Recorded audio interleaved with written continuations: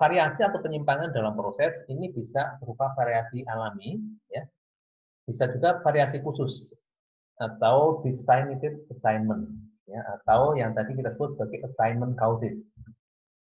Variasi alami adalah sumber-sumber variasi. Variasi itu apa variasi? Variasi itu adalah penyimpangan dari standar, ya, penyimpangan dari standar. Yaitu kalau alami ini adalah sumber-sumber variasi dalam proses yang secara statistik berada dalam batas kendali. Artinya kita bisa katakan bahwa variasi tersebut masih bisa ditoleransi, ya, karena masih dalam batas kendali. Sedangkan variasi khusus, ya, variasi khusus itu adalah variasi yang harusnya dihilangkan. Variasi yang muncul karena peralatan misalnya peralatan yang tidak sesuai, karyawan yang lelah atau kurang terlatih. Nah, variasi ini dalam peta kontrol itu nanti akan berada di luar peta kontrol atau di luar peta kendali. Ini disebut sebagai variasi khusus. Ya. Kalau dari bagian ini yang disebut sebagai assignment causes. Ya. Assignment causes. Oke, itu jadi jenis variasi ada dua, ada variasi yang bisa ditoleransi, ya, penyimpangan dari standar yang memang terjadi secara alami, atau variasi khusus, yaitu penyimpangan yang harus dihilangkan. Kalau kita gambar, variasi akan seperti ini, ya. Diagram kendali atau kontrol chart. Ini untuk simpangan baku yang diketahui, ya. Standar deviasi yang diketahui akan berbentuk seperti ini. Nah, saya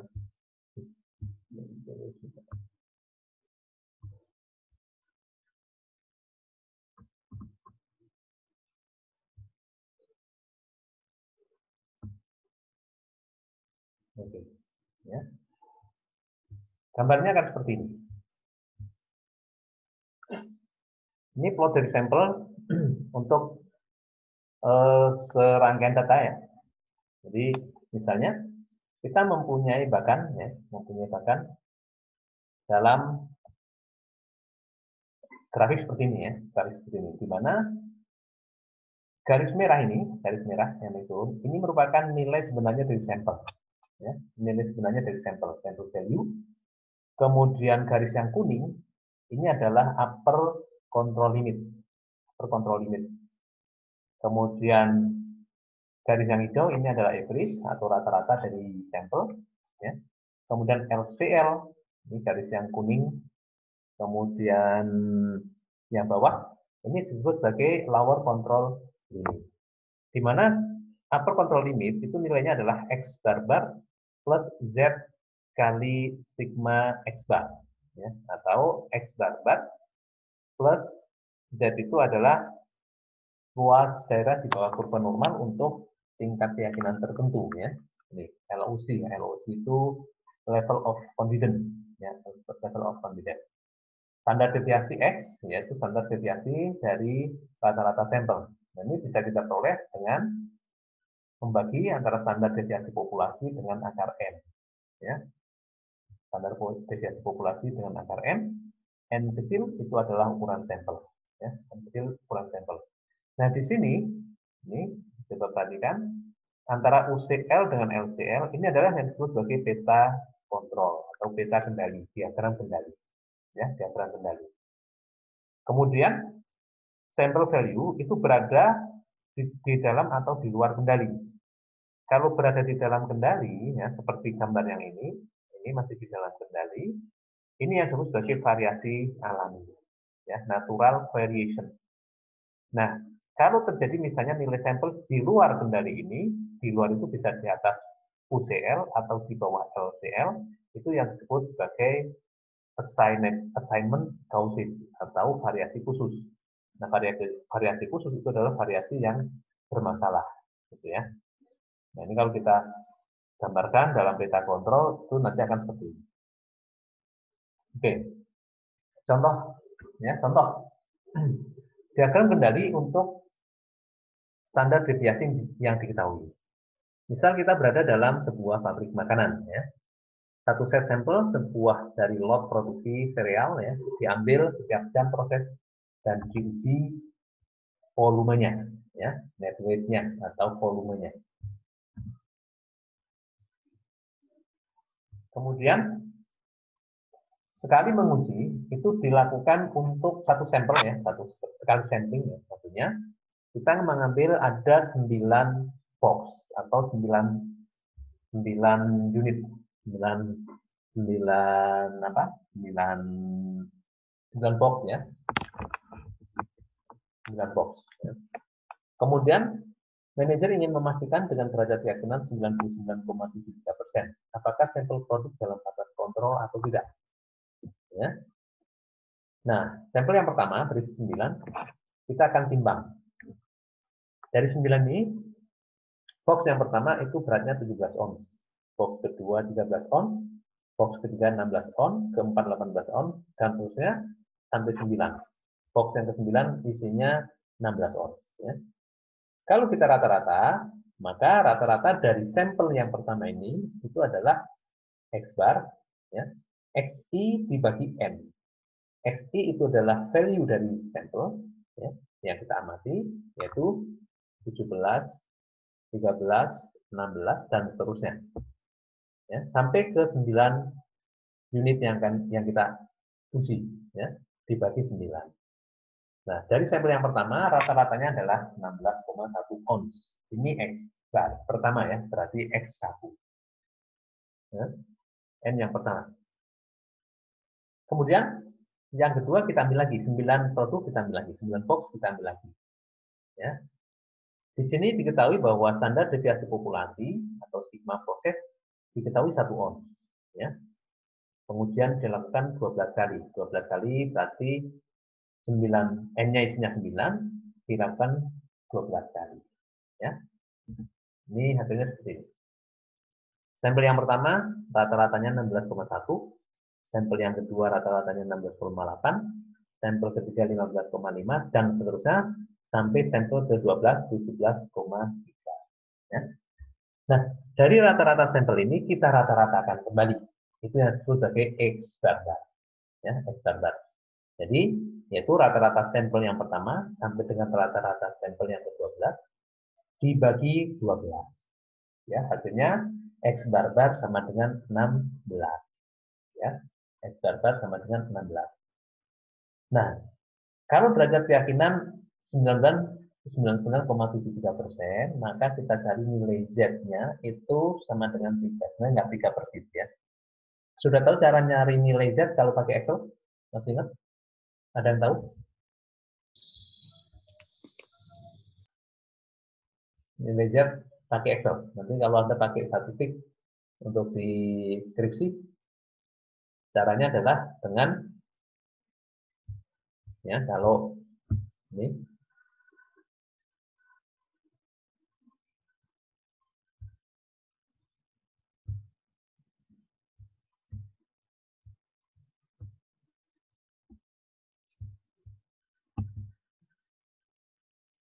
nanti kalau Anda pakai Excel, cara mencari nilai Z ya, misalnya LOC 99,73%. Z-nya adalah pakai fungsi norm in. Gitu. 2,78 ya, harusnya 2,78. Ya. Nah, ini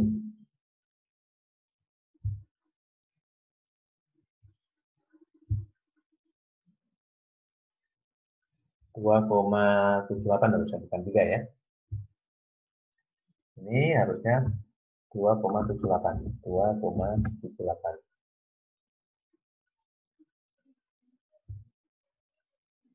Kemudian UCL berarti dalam hal ini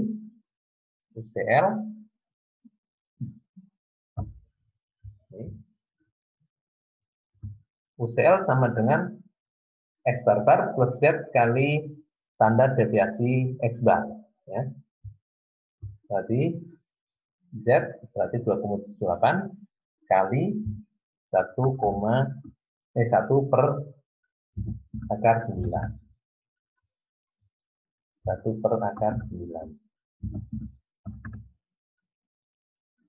Hasilnya 2,78 kali per akar 9 ya. Nah, kita langsung betulkan aja dulu. Standar deviasi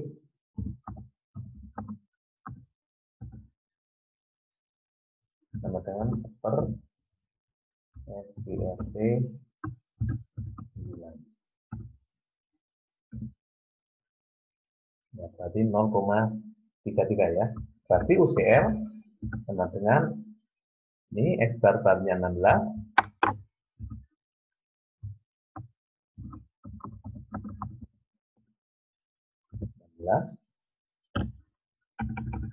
Upper control limit ya, batas atas dari beta kendali kita itu adalah 16 plus Z kali 16,92 ya. Ini batas atas. Sedangkan batas bawah LCL-nya itu adalah 16 minus Z kali standar deviasi X 15,07 ya, 15,07, 16,92 sama ini 16,92, 15,07. Ya, ini batas-batas yang kita punya. Ya, batas-batas yang kita punya. Ya, jadi batas atas itu adalah 16,92, batas bawah 15,07. Nah, dari sini kita akan bisa mengetahui ya, proses yang kita pakai ya, proses produksi yang sedang kita jalankan, itu ada penyimpangan khusus atau tidak, ada variasi khusus atau tidak. Ya, kita cek. Ada nggak di antara sampel ini yang di luar beta kontrol? Ya, luar beta kontrol. Sampel yang pertama nggak masalah, berarti variasinya variasi alami. Sampel yang kedua nggak masalah, sampel yang ketiga nggak masalah, sampel yang keempat nggak masalah. Ya. Nah, coba perhatikan, ada masalah di sampel yang ke-10. Ya, sampel ke-10.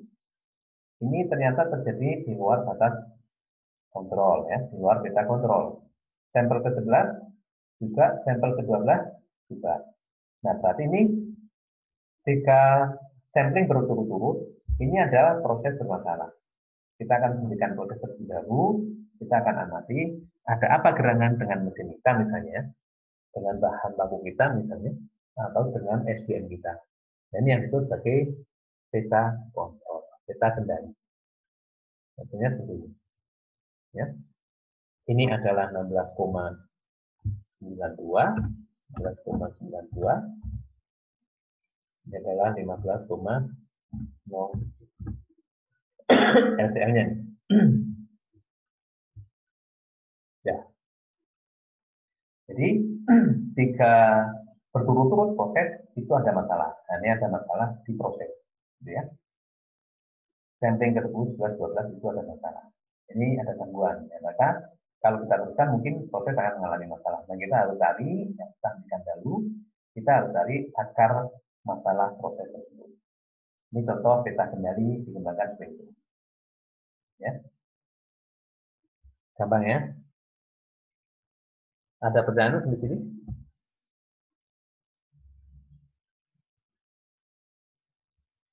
Belum? Oke, ya. Belum, Pak. Atau kalau misalnya sekarang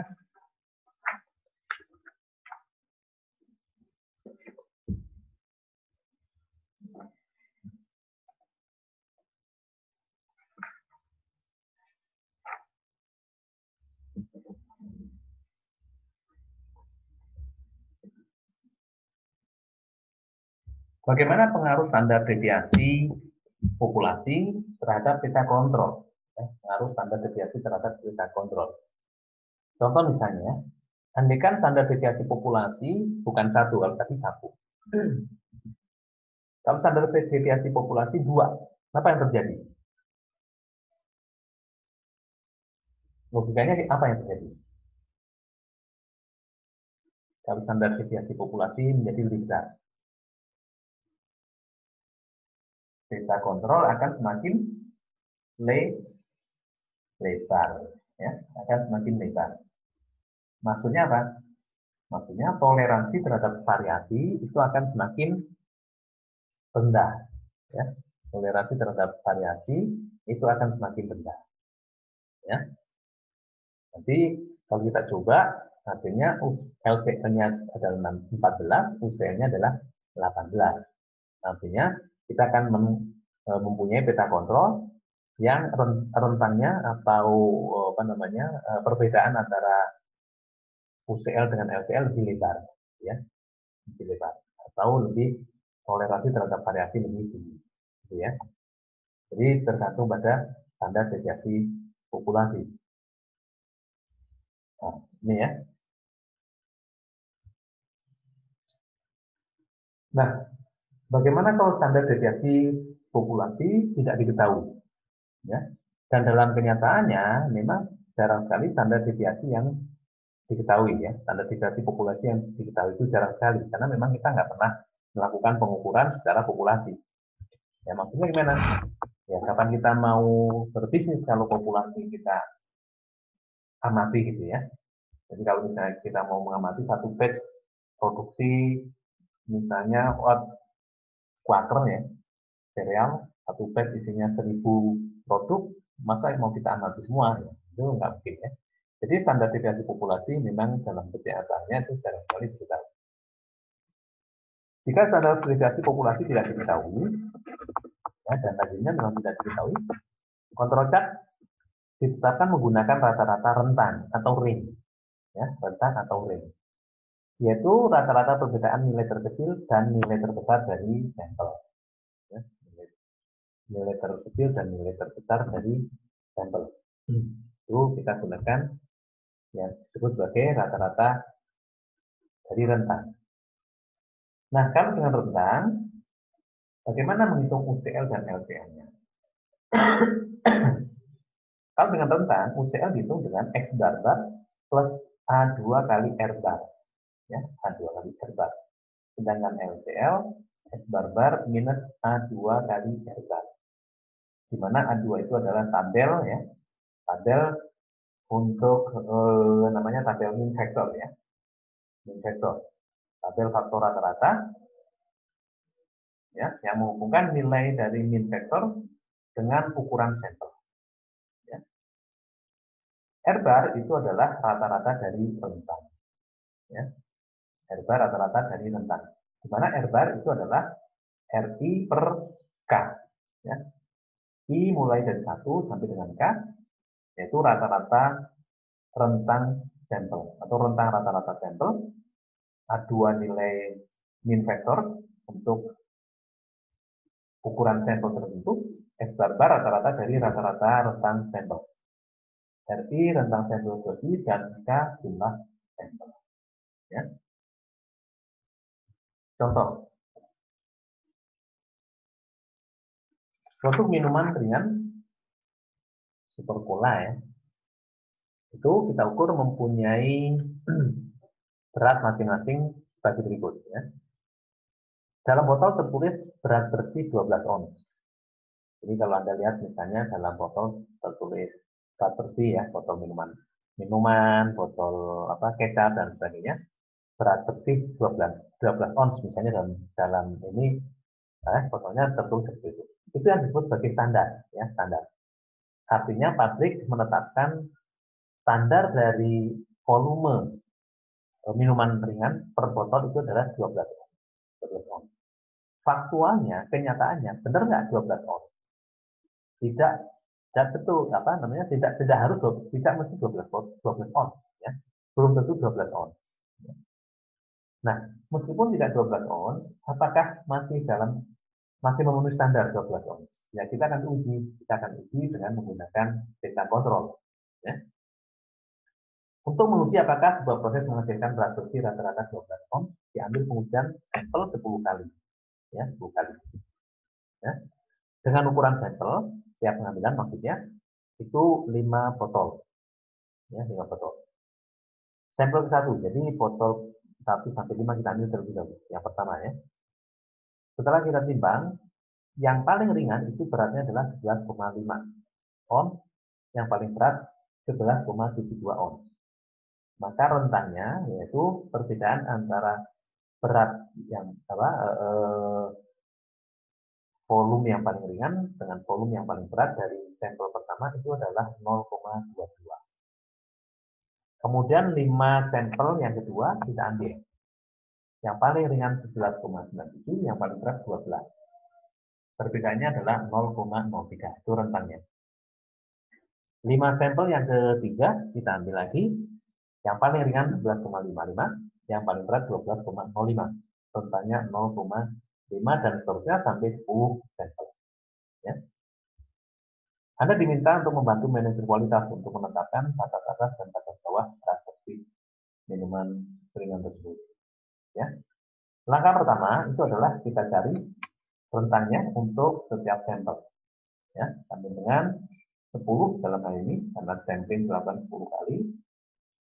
Langkah berikutnya adalah menetapkan R-bar. Ya, R-bar, yaitu rata-rata rentan. Rata-rata rentan.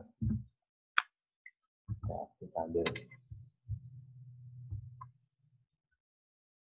rata-rata rentan.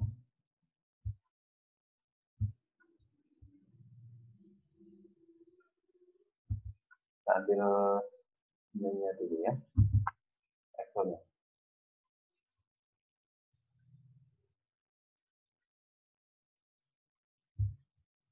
Oh, belum ada.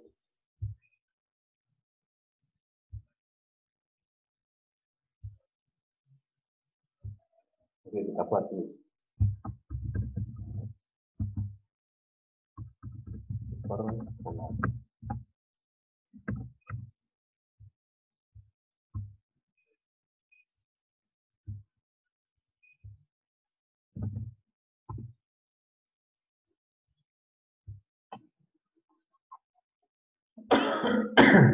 Oke. Kita punya tabel ini.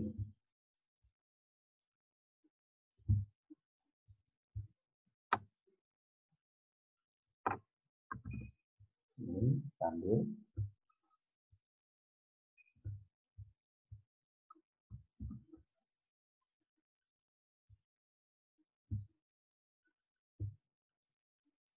ya. Langkah kedua kita cari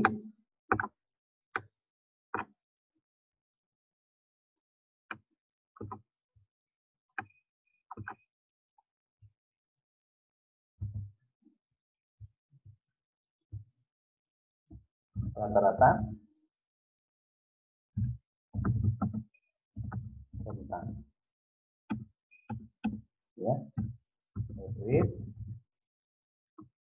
rata-rata dari seluruh rentang sampel 0,25 ya, 0,25. Langkah berikutnya apa? Langkah berikutnya kita cari A2 untuk N sama dengan berapa N-nya? N-nya berapa? Ini 10 bukan, Pak? Bukan. 10 itu samplingnya. Samplingnya dilakukan 10 kali. Isi sampelnya, N-nya itu 15. adalah sample size. Sample size-nya berapa? Ya, 5. Ya, sample size-nya 5. Untuk N sama dengan 5, dari tabel A, ya, dari tabel A kita peroleh ini.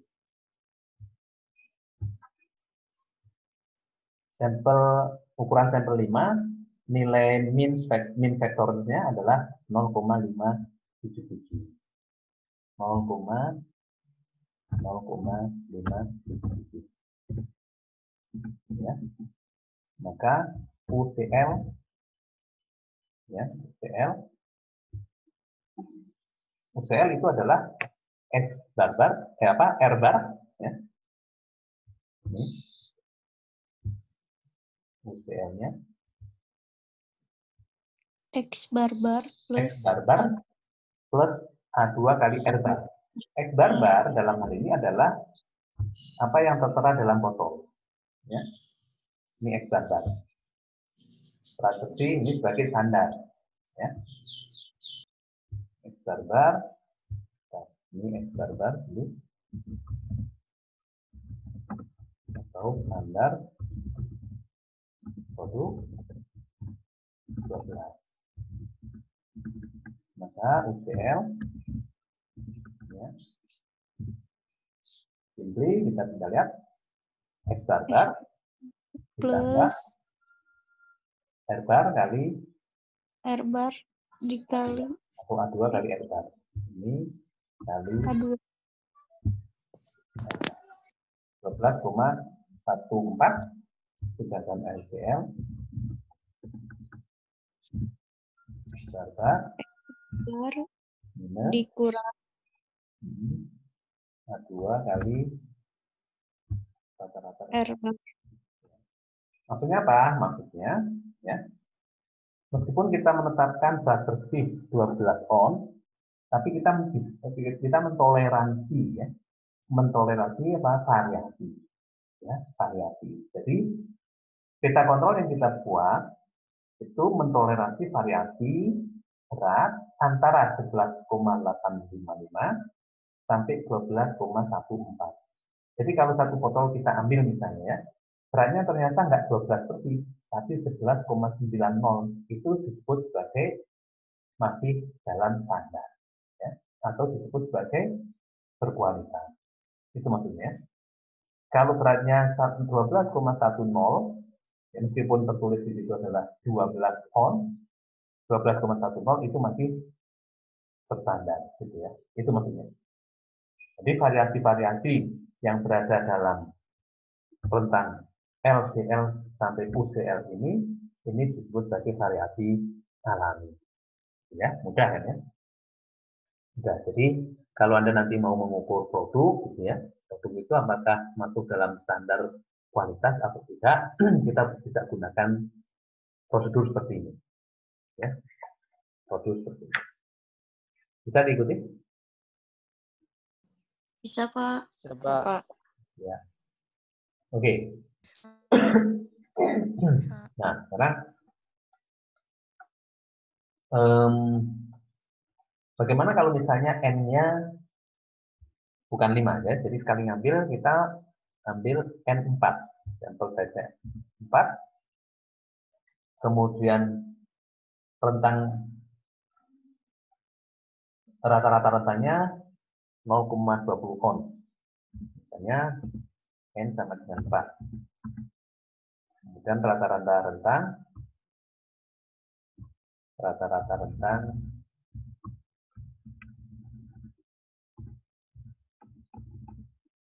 0,2. Apa yang terjadi?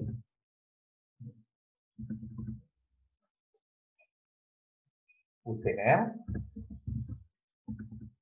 N-nya 4. N-nya 4. Untuk A2-nya dengan N4, A2-nya adalah 0,729.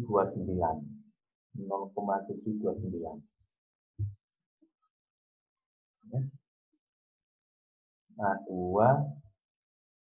ini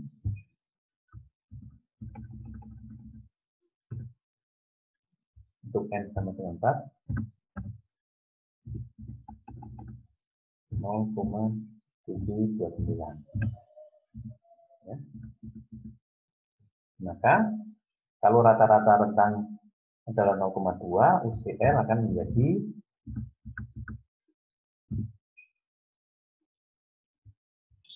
UCL-nya 12 plus 12 ditambah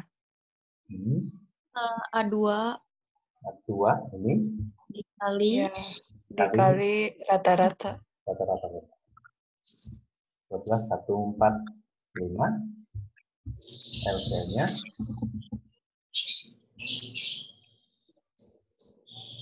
S barbar minus dikurang ini A2 dikali rata-rata rentang. apa kesimpulannya? Beda sedikit. Beda sedikit, tapi tetap beda kan. Kesimpulannya apa? Peta kontrolnya apa? Lebih longgar atau lebih ketat? Lebih longgar, Pak. Lebih longgar. Ya, lebih longgar. Artinya, kalau N-nya kita turunkan, ya, kalau R-nya, N-nya kita turunkan, ya, kalau N-nya kita turunkan, artinya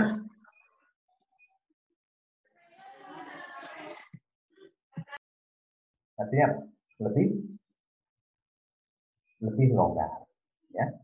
Jadi toleransinya lebih besar, ya. Tapi resikonya dengan sedikit N, nah kita kembali ke kaidah statistik. Semakin kecil sampel, dampaknya apa? Kalau sampelnya kita kecilkan, dampaknya apa? Semakin Kurang akurat, Pak. kurang akurat, ya. Semakin tidak akurat hasil pengukuran kita, ya. Itu resikonya, ya, resikonya. Dan itu ya sesuai dengan logika samplingnya, ya. Semakin besar sampel, maka nilainya diharapkan akan mendekati nilai populasi. Semakin kecil sampel itu akan sebaliknya, gitu ya. Nah, itu kalau kita menggunakan rentang. Jadi kalau kita tidak memiliki data atau informasi tentang rata-rata standar deviasi populasi, kita bisa gunakan rentang. Ya. Oke, ada pengukuran yang lain. Kalau standar deviasi populasi tidak diketahui, ya, kita juga ada pengukuran untuk dispersi. Ya.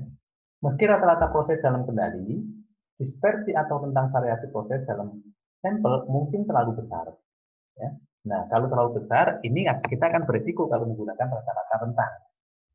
Ya, akan berisiko. Karena apa? Nanti akurasinya juga kecil. Contoh misalnya ya, contoh. Manajer perusahaan mail order ingin mengukur waktu merespon staffnya atas pertanyaan per telepon pelanggan. Hasilnya sebagai berikut. Ya. Kita ambil ya, setiap kali observasi itu 4 panggilan. Ya, 4 panggilan. Sampel pertama itu menerima panggilan selama 5 menit, 3 menit, 6 menit, 10 menit. Ya, ini rentangnya kan besar. 3 ke 10. Itu kan rentangnya 7. Kemudian sampel kedua 7, 5, 3, 5. Rentangnya 3 ke 7, 4. Sampel ketiga ini lebih besar lagi, rentangnya 11. Ya. Sampel kelima itu mempunyai rentang yang sangat besar, 15. Nah, ini kalau kita menghadapi kasus seperti ini dan kita menggunakan rentang, itu nanti hasilnya akan sangat tidak valid, hasilnya akan sangat bias. Ya. Makanya kita bisa gunakan dengan dispersi. Ya, dispersi. Dispersi UCL diukur dengan D4 kali R bar, LCL-nya D3 kali R bar. Ya, di mana R bar itu sama dengan yang tadi ya, nilai rata-rata dari rentang. D3 itu adalah nilai rentang dari tabel, dan D4 juga nilai rentang dari tabel. Nilai rentang tabel itu akan seperti ini. D3-nya ini, ya, D4-nya ini. Sesuai dengan ukuran sampel. Ya. Kalau tadi sampel kita ukurannya adalah berapa? 1, 2, 3, 4 ya. 4. Kita akan coba itu. Untuk dispersi.